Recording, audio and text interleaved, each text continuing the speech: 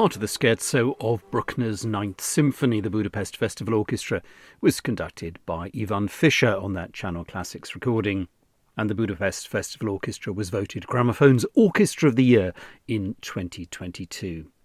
I'm James Jolly and welcome to this Gramophone podcast, the second of two focusing on the 2023 Gramophone Orchestra of the Year award, the only award voted on by gramophone readers and music lovers from around the world.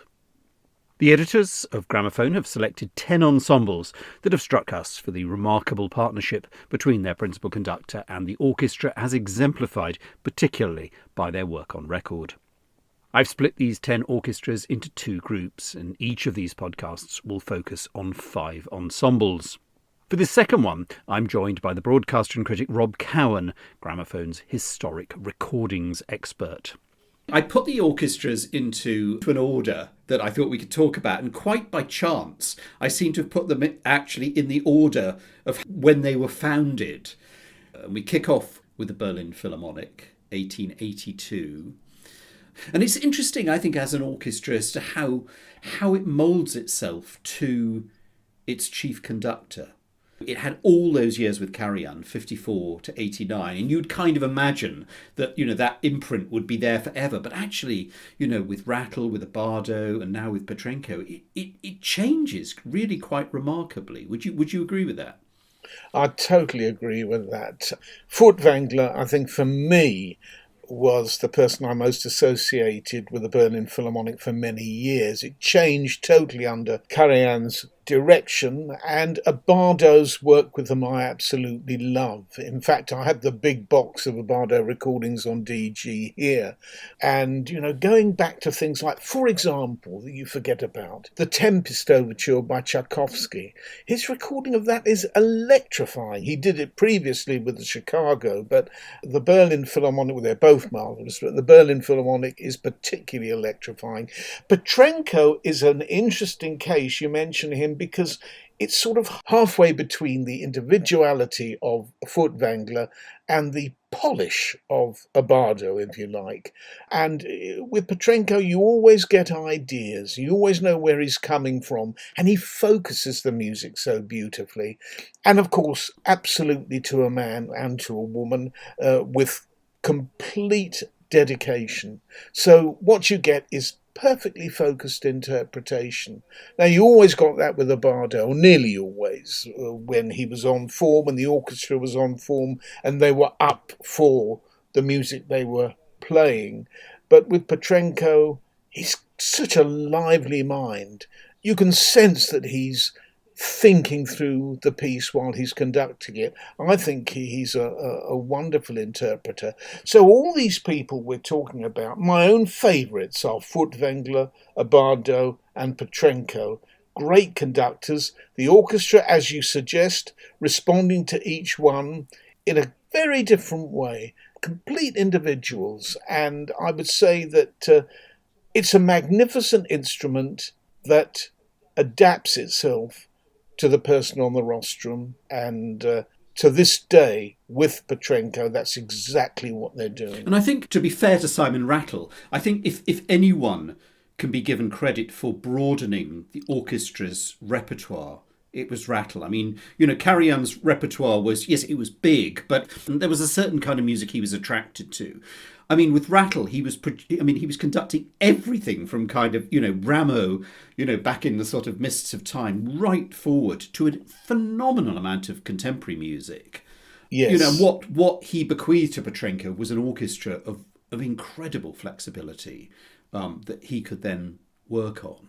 Yes, I think he helped to make the instrument what it is today, no doubt about that. And when it comes to repertoire, you're absolutely right. I agree with you. He widened it enormously. I think when I'm talking about Furtwängler, Abbado and Petrenko, what I'm talking about really is a particular sound.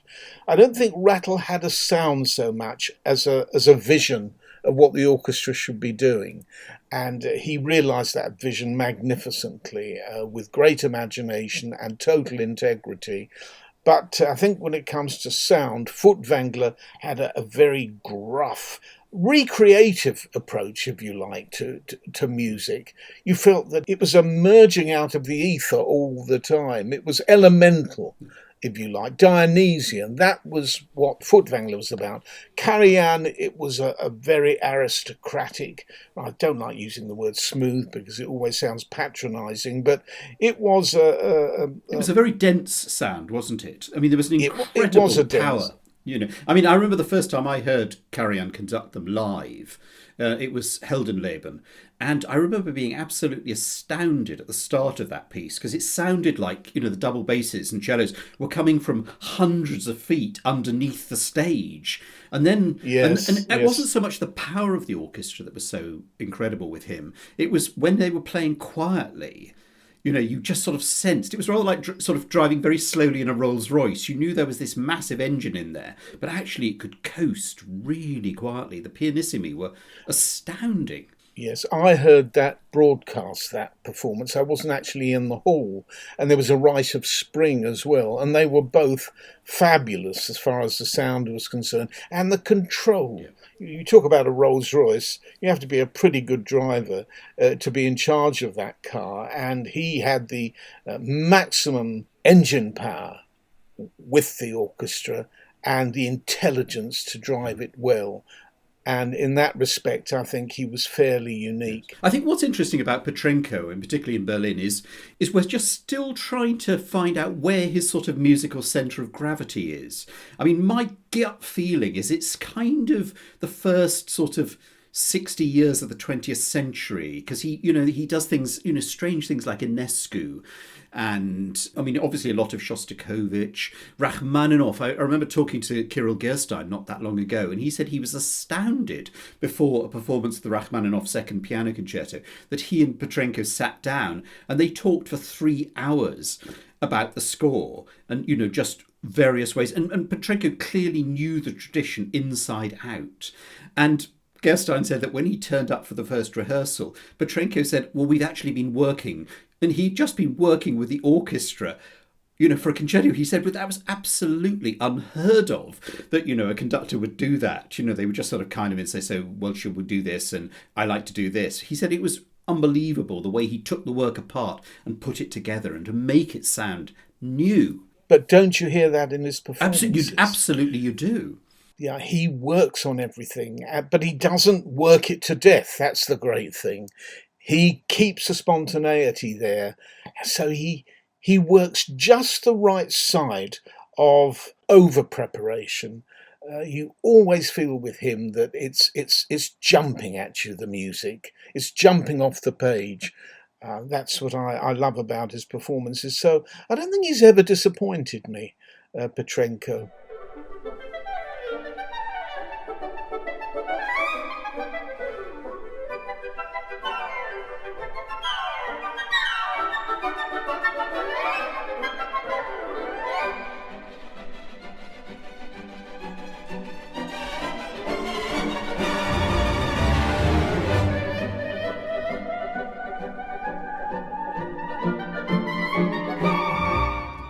Well, Berlin Philharmonic, founded 1882, we jump forward a decade to the Chicago Symphony, 1891. And actually, this is a particularly timely one because Riccardo Muti is literally stepping down. He's about to give his very last concert as the music director of the orchestra. He's been there since 2010, so 13 years. It's funny. I think if somebody told me 20 years ago that Riccardo Muti would record a Philip Glass symphony, I would have kind of laughed in their face. And I just thought, well, no, absolutely not.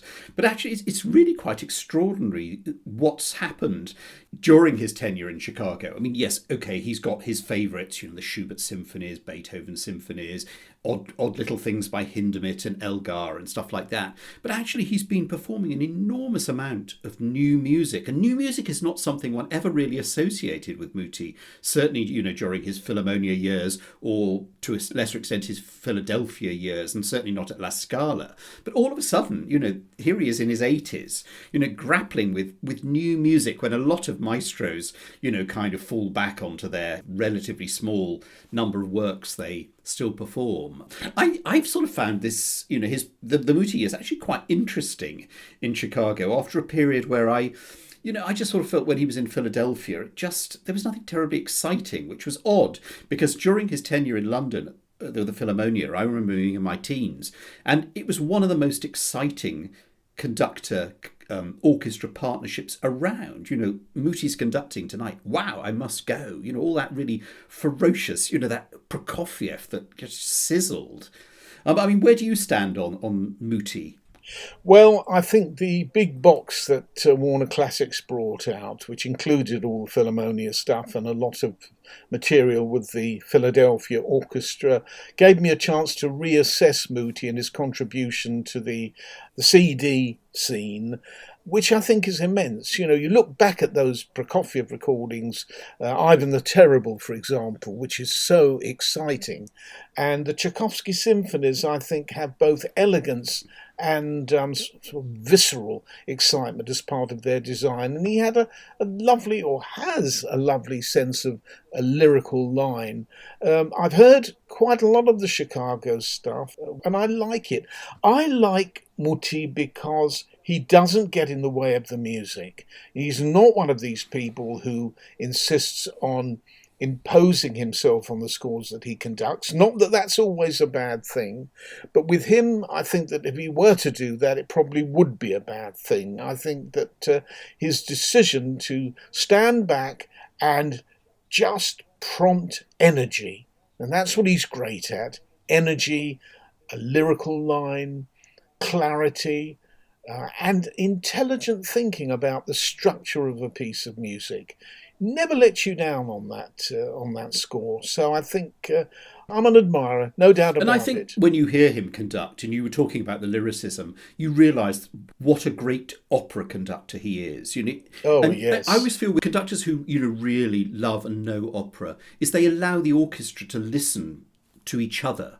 You've got to do that if you're in an opera pit. The orchestra, they're not just attending to the singers up on stage. They have to listen to each other. There's a different sort of dynamism going on in an opera pit. And if an orchestra or a conductor really loves opera, somehow there's a different kind of energy there. And I just think, Muti brings that when he conducts symphonic music. Yes, Verdi, I think he conducts with particular authority and sympathy. And yes, he does. Like Toscanini, of course, is great. Italian forebear, wonderful opera conductor who brought some of the priorities you have in opera to his interpretations of symphonic music. So I think the point you make is right there.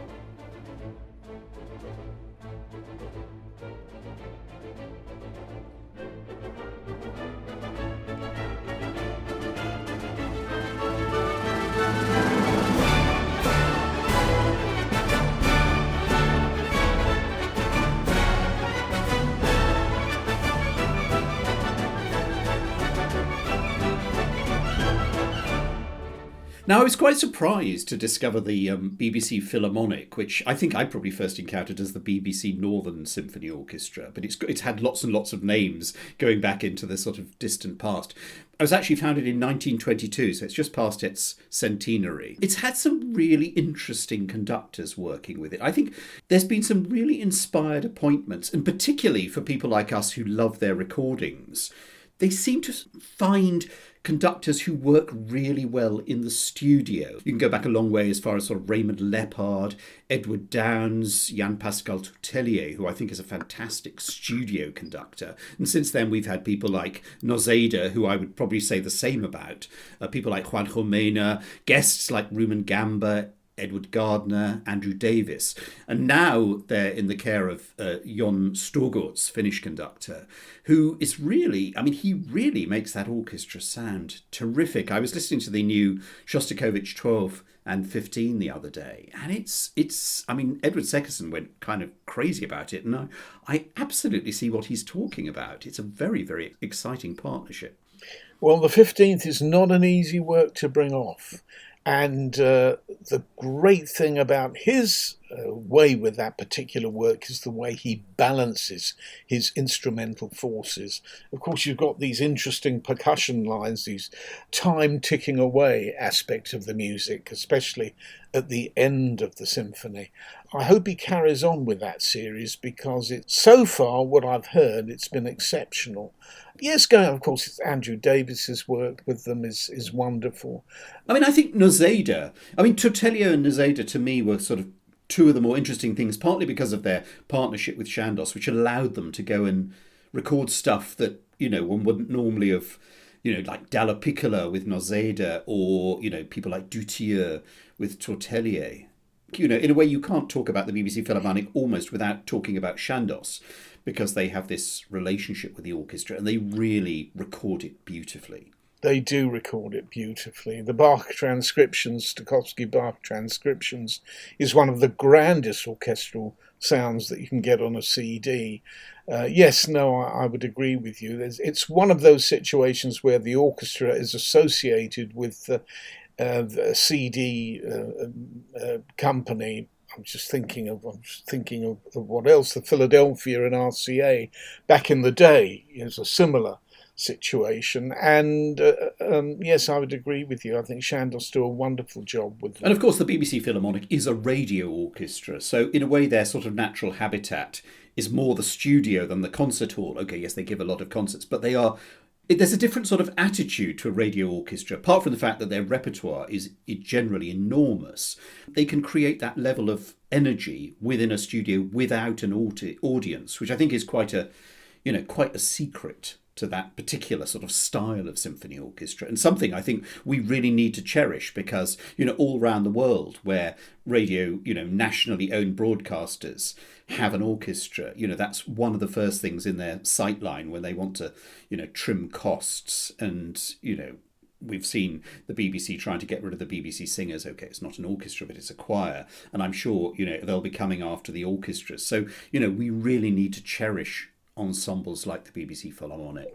The levels of energy, as you suggest, with these bands, I think is something that to be cherished, and the level of dedication as well.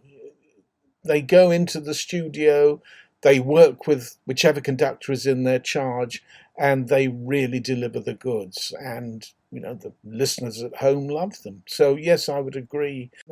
Wonderful. I've loved the work they've done, and I always look forward to hearing new recordings. The Shostakovich series with Storgor, I think, is going to be. That'll be something. I'm looking forward to hearing the 4th and the 8th. Those are two of my favourite Shostakovich symphonies. The 8th in particular, there are so many traps for the unsuspecting conductor there. I reckon he'll do a great job with that.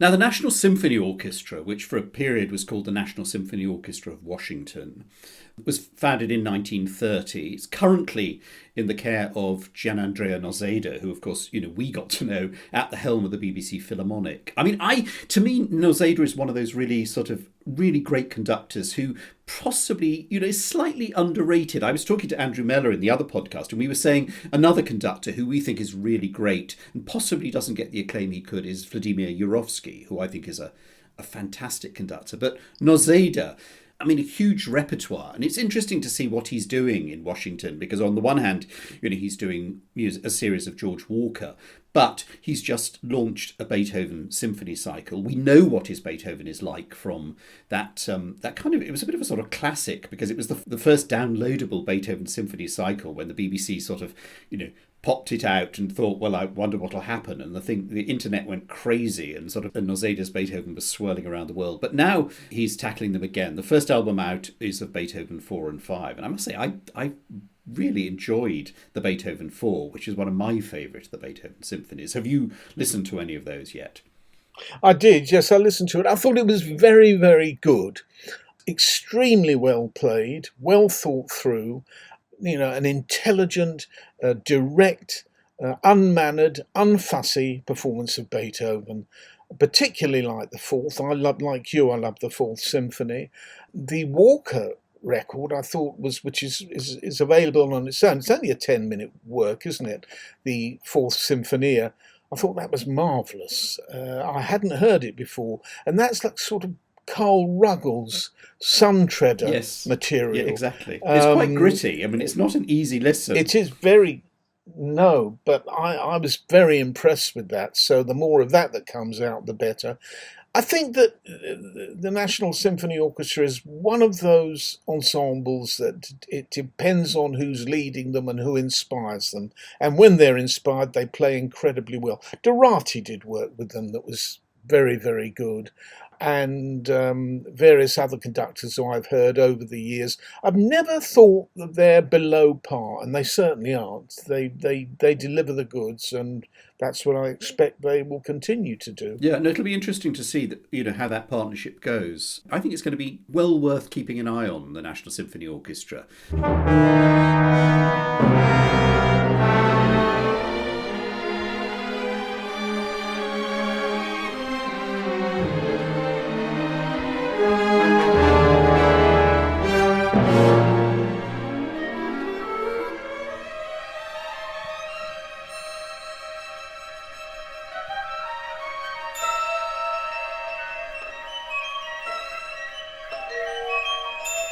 Our last orchestra is a period band. This is Jordi Savall's Le Concert des Nations.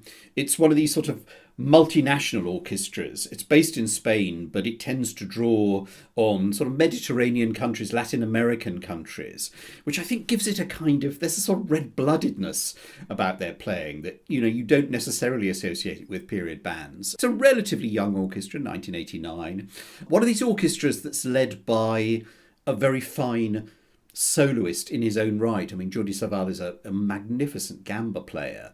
And I found, listening to the Schubert symphonies, there's a real warmth, there's a real kind of love in the performances. Did you enjoy them? Oh, I was knocked out by that disc when I first heard it. And what I liked about it, the warmth, yes, the love most certainly is there. But it had a sort of grittiness about it as well. And the feeling of outdoors, in the first movement, the second subject has got sort of an element of birdsong about it. And not many people bring it out in classic recordings, let alone with somebody like Savall, but he does bring it out. And it's got this rustic edge, which I thought delightful. The scherzo has fantastic energy. The second movement, too, has a tread that is never lugubrious, that moves forward. And the first movement is very exciting. So I thought this was one of the best Schubert C majors I've heard in a long time, certainly from the digital era, and I recommended it to everybody who I could get into contact with. So I agree entirely about the plaudits that have been applied to it, and the sound is marvellous. It's a great band. I mean, as you say, it comes from the early music world, where Savall also conjured wonderful sounds, great range of sonorities and rhythms. So you feel he's transferring that sensitivity to pace and pulse to romantic music and to a great classical score. Why should it be treated any differently to the way, I don't know, Rameau or Lully or anybody like that is treated? Because it springs from that world, and he makes us aware of the fact that there's a continuity between old and new. There's something very engaging about musicians who, as it were, approach the classical and romantic repertoire from the other end. I mean, so often conductors go back and they sort of, go back to sort of Haydn and Mozart, and then they sort of come forward again. But in a way, people like, I suppose some Franz Bruchen is the other one, I would say, in a very similar way. And, when Bruchen did, Beethoven's Eroica, you just suddenly sat up and you just thought, my God, this is incredible. There was a kind of real sort of whiff of, I don't know, I remember one review, and I can't find, I always thought it was Richard Osborne, but he didn't actually say it. But somebody said there's this real whiff of cordite, the sort of smell of sort of gunfire, and absolutely, for me, it was the Bruchen sort of approach to Beethoven. I mean, it was punchy, it was exciting, it was light on its toes, but absolutely not lacking in power at all. And I think Saval is very much cut from a sort of similar cloth. Yes, I think Saval is definitely going along those lines, and I will be interested to see whether he approaches, for example, a favourite Schubert symphony of mine is number 4, The Tragic, which I think always gets a bit of a bad press as a symphony because it's the work of a young man, but the opening of that work is just so gorgeous, and I'm sure that with the oils that he has at his disposal, Saval could make a wonderful job of it. So I will keep my eye on what he's going to be doing in the future with that orchestra, in that sort of repertoire. Brahms, can you imagine a Brahms 4 with him? That could be quite something. So yeah, something to get excited about.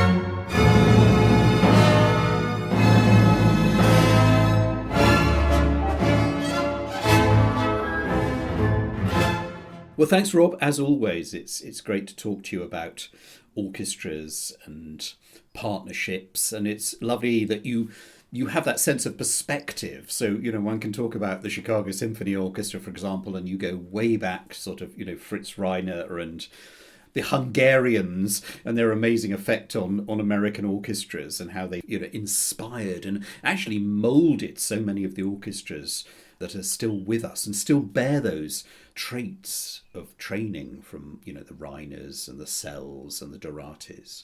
I think that's absolutely right. Those three in particular, certainly Reiner when it comes to Chicago, left an indelible impression on the orchestra that even Schulte, as marvellous as he was, didn't quite equal that mixture of refinement and dynamism that Reiner achieved if you listen to his greatest records.